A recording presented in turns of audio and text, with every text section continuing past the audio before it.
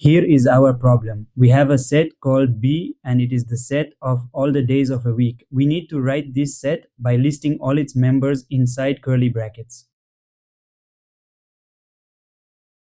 Tabular form is a very easy way to show a set. We just put all the members inside curly brackets and put commas between them. That's it. Let's think about this. How many days are in a week? There are 7 days, so our set B will have 7 members inside it.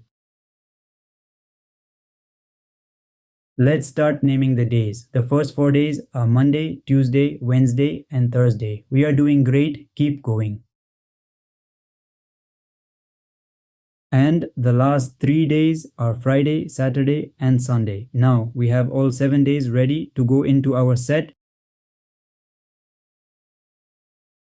Now we put all 7 days inside curly brackets with commas between them. This is our set B written in tabular form. Every day of the week is right there in the set.